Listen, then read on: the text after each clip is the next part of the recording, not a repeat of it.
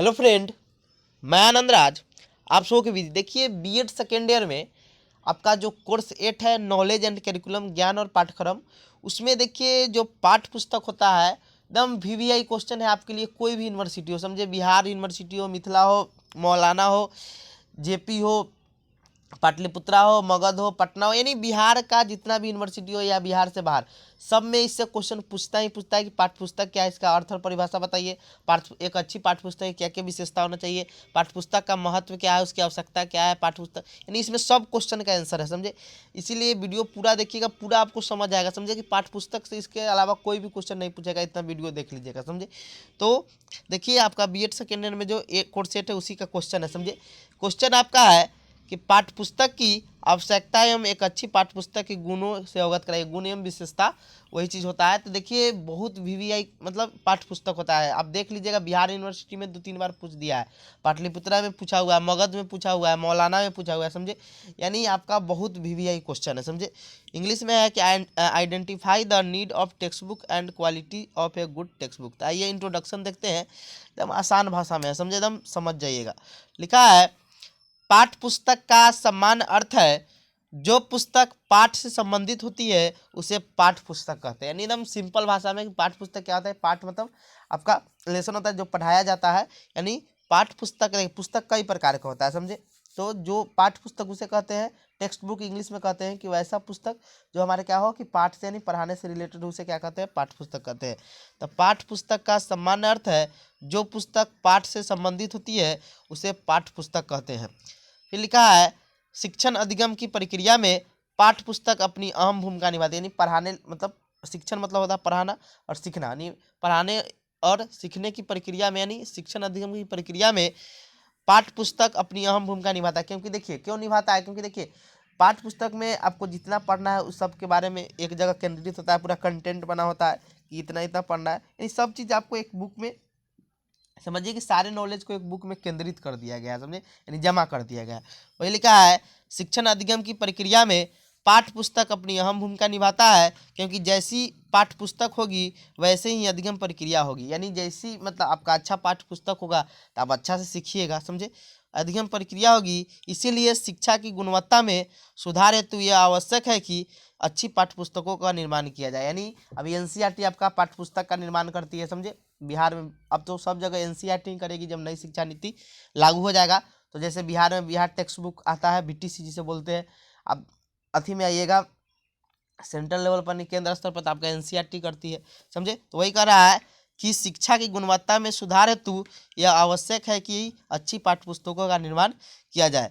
एक अच्छी पाठ्य पुस्तकों में संप्रदाय को उचित उदाहरण, संप्रदाय मतलब कोई कॉन्सेप्ट होगा उसको अच्छा से एग्जाम्पल के थ्रू समझाया होगा या डायग्राम के थ्रू, यानी आप देखते होंगे अच्छा जो बुक होगा। तो वही लिखा है एक अच्छी पाठ्य पुस्तकों में संप्रदाय मतलब कॉन्सेप्ट होता है, कोई अवधारणा कोई चीज़ है, संप्रदाय को उचित उदाहरणों, चित्रों एवं ग्राफों द्वारा समझाया जाता है। एकदम सही बात है। यानी कोई चीज़ आप ग्राफ के द्वारा, मान लीजिए कोई डायग्राम है उसके थ्रू जल्दी समझा सकते हैं। तो ये लिखा है एक अच्छी पाठ्य पुस्तक में संप्रदाय को उचित उदाहरणों, चित्रों एवं ग्राफों द्वारा समझाया जाता है। साथ ही साथ विषय वस्तु के साथ संदर्भ सूची का भी निर्माण किया, एक कंटेंट होता है उसको भी क्या करता है कि बनाया जाता है कि मतलब पढ़ने में आपको परेशानी ना हो। एनसीईआरटी वर्तमान समय में परंपरागत मतलब जो ट्रांजिशन चल रहा है, समझे, परंपरागत पाठ्य पुस्तकों के साथ साथ नवीन पुस्तकों का निर्माण कर रही है। देखिए नोट में लिखा है कि सर्वप्रथम जो केमेनियस ने भाषा शिक्षा की पहली पाठ्य पुस्तक लिखी थी, समझे। नहीं पूछेगा पहला पाठ्य पुस्तक कौन लिखा था भाषा शिक्षण में, समझे। कौन कौन लिखा था, तो केमेनियस। कौन लिखा था, केमेनियस, ये याद रखिएगा, समझे। तो भाषा शिक्षण का ये बुक था। क्या लिखा है पाठ्य पुस्तकों के निर्माण के समय छात्रों के स्तर एवं उसकी रुचि का भी ध्यान रखा जाता है। मान लीजिए बच्चा को रुचि नहीं है, उसमें पाठ्य पुस्तक में उसे चीज़ दे दिए, कोई चीज़ दे दिए, तो क्या होगा कि पाठ्य पुस्तक में क्या किया जाता है कि छात्रों की स्तर का भी और उनकी रुचि का भी ध्यान रखा जाता है। फिर अगला है पाठ्य पुस्तक अध्यापक का मार्गदर्शन करने का कार्य करती है और इसके द्वारा छात्रों में स्वाध्याय सेल्फ स्टडी प्रणाली का भी विकास होता है। बुक के द्वारा, यानी कहता है ना, बुक के द्वारा आप जैसे घर पर मान लीजिए कोई अथी नहीं है तो आप सेल्फ स्टडी कीजिए, यानी बुक ही से ना पढ़िएगा, समझे। तो वही कह रहा है कि पाठ्य पुस्तक अध्यापक का मार्गदर्शन करने का कार्य करती है और इसके इसके द्वारा छात्रों में स्वाध्याय सेल्फ स्टडी प्रणाली का भी प्रणाली का विकास होता है। अगला लिखा है अनुदेशनात्मक प्रणाली, यानी अनुदेशन मतलब होता है इंस्ट्रक्शन देने में, नहीं, अनुदेशात्मक सामग्री के रूप में सर्वाधिक प्रयोग की जाने वाली सामग्री पाठ्य पुस्तक है, समझे। यानी अनुदेशात्मक सामग्री के रूप में सर्वाधिक प्रयोग की जाने वाली सामग्री कौन है, आपका पाठ्य पुस्तक है। पाठ्य पुस्तक की वास्तविक रूपरेखा को पाठ्य पुस्तक द्वारा ही विस्तार मिलता है, यानी पाठ्यक्रम की वास्तविक रूपरेखा को पाठ्य पुस्तक के द्वारा ही विस्तार मिलता है। यानी क्या पढ़ना है, कैसे करना है, पाठ्य पुस्तक में तो सब चीज़ लिखा रहता है, समझे। वही लिखा है कि पाठ्यक्रम की वास्तविक रूपरेखा को पाठ्य पुस्तकों द्वारा ही विस्तार मिलता है। पाठ्य पुस्तकों के माध्यम से ही अतीत के ज्ञान, अतीत मतलब जो बीत चुका है ज्ञान, समझे, अतीत के ज्ञान तथा अनुभवों को संचित किया जाता है, जिससे आने वाली पीढ़ी उनका उपयोग कर लाभान्वित हो सके। यानी बहुत अच्छा बात लिखा है। मान लीजिए अतीत का ज्ञान को हम पुस्तक के माध्यम से न पढ़ते हैं, पुस्तक नहीं रहता तो हम नहीं पढ़ पाते। वही लिखा है कि पाठ्य पुस्तकों के माध्यम से ही अतीत मतलब होता है जो बीत चुका हुआ है, समझे। यानी इतिहास में नहीं पढ़ते कि अतीत मतलब बीती हुई ज्ञान को, कि अतीत में हुई घटनाओं का अध्ययन किस में करते हैं, तो हम लोग हिस्ट्री में करते हैं। तो वही है कि पाठ्य पुस्तक के माध्यम से ही अतीत के ज्ञान तथा अनुभव को संचित किया जाता है, जिससे आने वाली पीढ़ी उनका उपयोग कर लाभान्वित, यानी उनको फायदा होगा। अब देखते हैं पाठ्य पुस्तक का अर्थ एवं परिभाषा, meaning and definition of text book. लिखा है पाठ्य पुस्तक अंग्रेजी भाषा के टेक्स्ट बुक का हिंदी रूपांतरण है। पाठ्य पुस्तक का सामान्य अर्थ होता है कि जब किसी विषय के ज्ञान को एक स्थान पर पुस्तक के रूप में संगठित ढंग से प्रस्तुत किया जाता है, तो उसे पाठ्य पुस्तक की संज्ञा प्रदान की जाती है। यानी कहने का मतलब क्या हुआ, ये पाठ्य पुस्तक का सामान्य अर्थ क्या हो गया कि जब किसी विषय के ज्ञान को एक स्थान पर पुस्तक के रूप में, यानी एक स्थान पर पुस्तक के रूप में संगठित ढंग से प्रस्तुत किया जाता है, तो उसे पाठ्य पुस्तक की संज्ञा प्रदान की जाती है। अब लिखा है विभिन्न मनोवैज्ञानिकों एवं, यहाँ मनोवैज्ञानिक नहीं लिखेगा, यहाँ पर शिक्षाविद लिख लीजिएगा, समझे, शिक्षाविद। विभिन्न शिक्षाविदों एवं विद्वानों ने अपने तर्क एवं चिंतन के आधार पर पाठ्य पुस्तक की निम्नलिखित परिभाषा दी है। पहला परिभाषा है आपका बेकेन के अनुसार। बेकेन कहते हैं कि पाठ्य पुस्तक कक्षा प्रयोग के लिए विशेषज्ञों द्वारा सावधानी से तैयार की जाती है या शिक्षण युक्तियों से भी सुसज्जित होती है। यानी कहने का मतलब हुआ कि पाठ्य पुस्तक कक्षा प्रयोग के लिए विशेषज्ञों मतलब क्या होता है कि एक स्पेशलिस्ट होता है सब सब्जेक्ट का, तो विशेषज्ञों द्वारा सावधानी से तैयार की जाती है, यह शिक्षण युक्तियों से भी सुसज्जित होती है। दूसरा डिफिनीशन है आपका हैरोलिकर के अनुसार। हैरोलिकर के अनुसार क्या है कि पाठ्य पुस्तक ज्ञान, आदत, भावनाओं, क्रियाओं तथा प्रवृत्तियों का संपूर्ण योग है। यानी जो हैरोलिकर है क्या बोलते हैं डिफिनीशन, कि पाठ्य पुस्तक ज्ञान, आदत, भावनाओं, क्रियाओं तथा प्रवृत्तियों का क्या है, संपूर्ण योग है। तीसरा का है हाल क्वेस्ट के अनुसार। लिखा है पाठ्य पुस्तक शिक्षण अभिप्रायों के लिए व्यवस्थित प्रजातीय चिंतन का एक अभिलेख है। यानी पाठ्य पुस्तक क्या है कि शिक्षण अभिप्राय मतलब शिक्षण के लिए व्यवस्थित प्रजातीय चिंतन का क्या है, एक अभिलेख है। डगलस के अनुसार डिफिनीशन है कि अध्यापकों के बहुमत ने अंतिम विश्लेषण के आधार पर पाठ्य पुस्तक को वे क्या और किस प्रकार पढ़ाएंगे की आधारशिला माना है। यानी कह रहा है कि बहुत सारे अध्यापक के बहुमत के अंतिम विश्लेषण के आधार पर पाठ्य पुस्तक को वे क्या और किस प्रकार पढ़ाएंगे की आधारशिला माना है। यानी वे मतलब टीचर क्या पढ़ाएंगे और किस प्रकार पढ़ाएंगे, आधारशिला माना है पाठ्य पुस्तक के माध्यम से। आइए अब देखते हैं अच्छी पाठ्य पुस्तक की क्या क्या विशेषता है, समझे।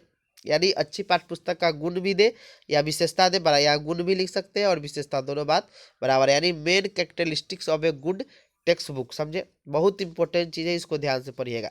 लिखा है कि एक अच्छी पाठ्य पुस्तक में निम्नलिखित विशेषता होनी चाहिए, यानी निम्नलिखित विशेषता होना चाहिए। पहला है विषय वस्तु का प्रस्तुतिकरण बालक के मानसिक स्तर के अनुरूप होना चाहिए। यानी जो प्रस्तुतिकरण मतलब होता है कि आप प्रेजेंट कीजिएगा, जब बुक का जो विषय वस्तु का प्रेजेंटेशन होगा वो बालक के मानसिक स्तर के अनुसार, यानी बालक जैसे सोचता है, जैसे मान लीजिए ट्रायंगल के बारे में दिया, त्रिभुज के बारे में दिया, उसमें समोसा टाइप का एग्जाम्पल होना चाहिए, मतलब ऐसा होना चाहिए कि बच्चा को जो उसके स्तर के अनुसार हो, समझे।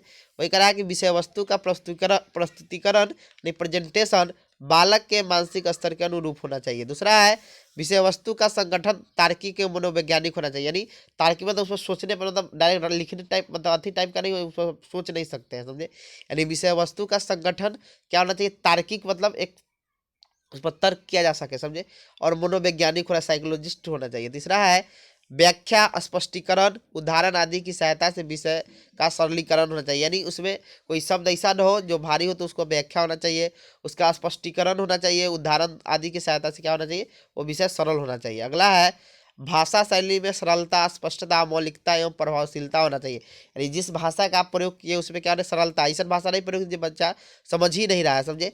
तो भाषा शैली में सरलता होना चाहिए, स्पष्टता एवं अच्छा से लिखा होना चाहिए, मौलिकता होना चाहिए। मौलिकता मतलब होता है कि जो शुरुआती से हो, समझे। यदि जो जैसे आप लोग फिजिक्स में पढ़े होंगे मूल राशि, उसी को मौलिकता मतलब जो शुरुआती से हो, शुरू से हो, एवं प्रभावशीलता होना चाहिए। अगला है विद्यार्थियों में स्वयं पढ़ने की रुचि उत्पन्न कर सकने की क्षमता होनी चाहिए। यदि आप ऐसा बुक को लिखिए कि बच्चा स्वयं सेल्फ स्टडी करे तो उसमें रुचि उत्पन्न हो सके, समझे।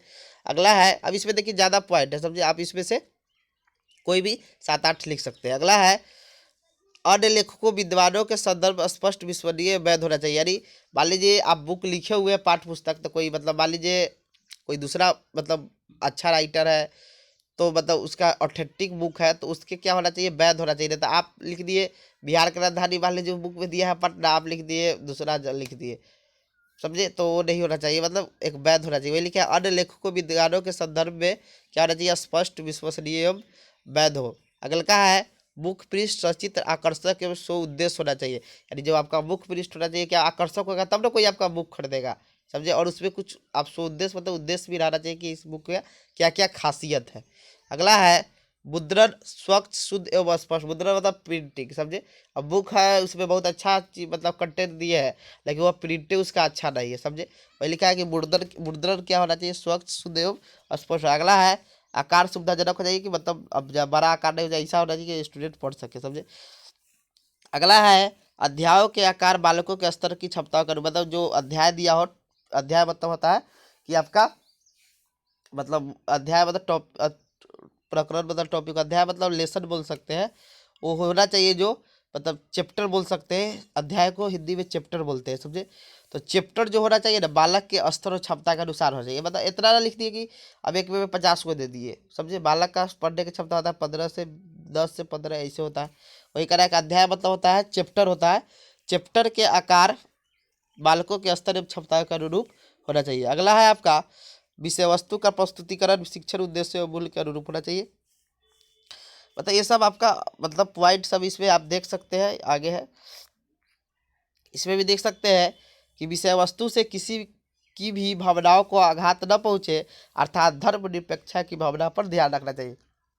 जैसे भारत क्या है, एक धर्मनिरपेक्ष राष्ट्र है। यहाँ पर कोई भी धर्म का आदमी मतलब अपना कोई भी धर्म अपना सकता है, समझे। यानी सब अपना प्रचार कर सकता है कोई भी धर्म का। तो आप सिर्फ हिंदू के बारे में लिख दिए, खाली मुस्लिम के बारे में लिख दिए, ऐसा नहीं होना चाहिए। सबको मतलब आघात नहीं पहुंचना चाहिए, समझे।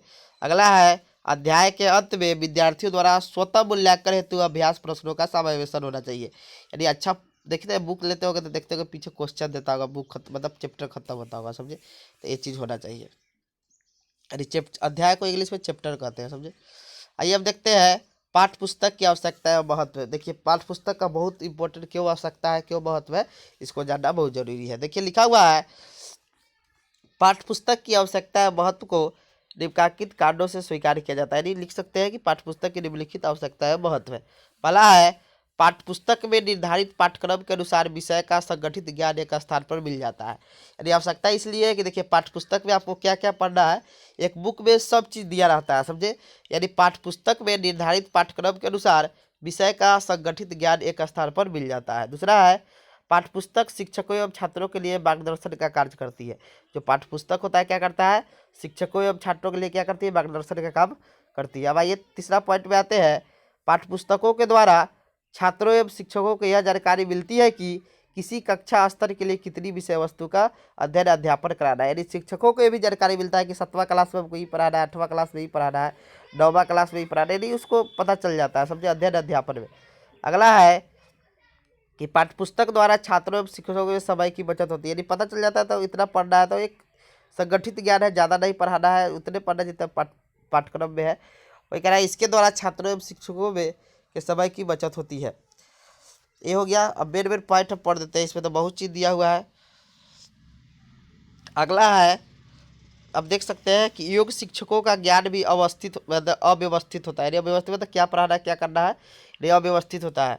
अतः उनमें व्यवस्थित करने में पाठ्यपुस्तक सहायता करती है, समझे। यानी उनका ज्ञान को व्यवस्थित करने में क्या करता है छात्र, पाठ्यपुस्तक क्या करता है, सहायक होता है। अगला है पाठ्यपुस्तकों के माध्यम से स्व अध्याय मतलब सेल्फ स्टडी होता है, समझे। क्या होता है, सेल्फ स्टडी, समझे। सेल्फ स्टडी स्वाध्याय द्वारा ज्ञान प्राप्त करने में छात्रों को प्रेरणा प्राप्त होता है। अगला है पाठ्यपुस्तक के आधार पर कक्षा कार्य तथा मूल्यांकन संभव है। अगला है पाठ्यपुस्तक छात्रों को 10 नंबर विषय वस्तु को संकलित करने में सहायता प्रदान करती है। विषय वस्तु यानी आपका कंटेंट कितना पढ़ना है उसको संकलित करने में सहायता प्रदान करती है। अगला है इसके द्वारा से छात्रों की स्मरण एवं तर्क शक्ति का विकास होता है। पढ़ेगा तो एकदम स्मरण और तर्क शक्ति क्या होगा, विकास होगा। अगला क्या है पाठ्यपुस्तक मंदबुद्धि तथा प्रतिभाशाली दोनों बालकों के लिए उपयोगी होता है। कैसे होता है देख लीजिए। अब मंदबुद्धि बालक उसको समझ नहीं है तो कोई कोई ऐसा बुक रहता है जो एकदम एकदम आसान भाषा में समझाया रहता है, और हायर बुक भी आता है तो प्रतिभाशाली बालक के लिए फायदामंद है। तो ये लिखा है कि पाठ्यपुस्तक 12 नंबर में पाठ्यपुस्तक मंदबुद्धि और प्रतिभाशाली दोनों प्रकार के बालकों के लिए उपयोगी होता है। अगला है कि पाठ्यपुस्तक के शिक्षण को कक्षा स्तर के अनुसार शिक्षण कार्य, मतलब ये सब है। तो आप 6-7 लिख सकते हैं आराम से, देख लेते हैं। इसको थोड़ा स्क्रॉल कर देते हैं, पढ़ लीजिएगा, समझे। वीडियो लंबा बन जाएगा, नीचा और भी है। आइए अब देखते हैं पाठ्यपुस्तक के प्रकार। पाठ्यपुस्तक का प्रकार देखिए, इसको समझिएगा एकदम इजी भाषा में समझा देंगे। ठीक है, पाठ्यपुस्तक के समांतर 3 वर्गों में वर्गीकृत किया गया है। पहला है सामान्य पाठ्यपुस्तक। देखिए जनरल टेक्स्ट बुक क्या होता है, देखिए कोई मान लीजिए अच्छा विद्वान है, मान लीजिए जिसे आप जानते हैं नीतू सिंह है जो इंग्लिश पढ़ाती है एसएससी का, तो वो अपना एक बुक छाप दी। जैसे राकेश यादव सर हो गए या कोई हिमांशी सिंह हो गई, यानी कोई अपना एक विशेष ज़्यादा उनको नॉलेज है तो एक बुक लिख दी, समझे। तो उसी को हम लोग कहते हैं सामान्य पाठ्यपुस्तक, समझे। यानी सामान्य पाठ्यपुस्तक किसी विषय विशेष पर समान अध्ययन की दृष्टि से लिखी जाती है। इसमें किसी निर्धारित पाठ्यक्रम को आधार नहीं बनाया जाता है। ये पुस्तक विशेष रुचि वाले विद्वानों द्वारा लिखी जाती है, समझे। उसमें जिनका रुचि रहता है वो लोग लिख देते हैं, समझे। इस पाठ्यपुस्तक का प्रयोग उच्चतर माध्यमिक कक्षाओं या उससे ऊपर की कक्षाओं में किया जाता है, नहीं जो हायर अथी में होता है इसका। अगला है पाठ्यक्रम पर आधारित पाठ्यपुस्तकें, यानी textbook according to the curriculum. यानी इस प्रकार के पाठ्यपुस्तकें किसी निश्चित पाठ्यक्रम के आधार पर किसी निश्चित कक्षा स्तर के लिए लिखी जाती है। छठा के लिए छठा पाठ्यक्रम का अलग होता है, 7वां का अलग पाठ्यक्रम होता है। तो ये कह रहा है इस प्रकार के पाठ्यपुस्तक किसी निश्चित पाठ्यक्रम के आधार पर किसी निश्चित कक्षा स्तर के लिए लिखी जाती है। यानी देखिए 9th का बुक आता है, 10th का अलग बुक आता है, 11th का अलग आता है, तो उसी को हम लोग क्या कहते हैं पाठ्यक्रम पर आधारित पाठ्यपुस्तकें।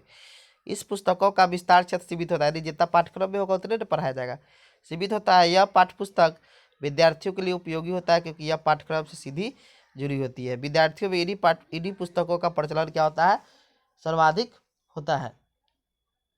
आगे लिखा है इस प्रकार की पाठ्यपुस्तकें सभी कक्षाओं में क्या होती है, प्रयोग। अब सब कक्षा में क्या होता है, ये पाठ्यक्रम आधारित पुस्तक क्या होता है, प्रयुक्त होता है। ये तीसरा देखते हैं संदर्भ। संदर्भ मतलब होता है कि रेफरेंस बुक, यानी मान लीजिए अब मान लीजिए अब 10th पर एग्जाम्पल देते हैं कि 10th का मान लीजिए भारती भवन या बीटीसी बुक आता है, देखिएगा तो ये आपका हो गया पाठ्यक्रम पर आधारित पुस्तक है, समझे। लेकिन आप देखिएगा उसी में आलोक का आता है, स्टूडेंट फ्रेंड आता है, ये सब क्या हो गया, रेफरेंस बुक हो गया कि उसमें एक विशिष्ट कोई चीज़ का व्याख्या बहुत अच्छा से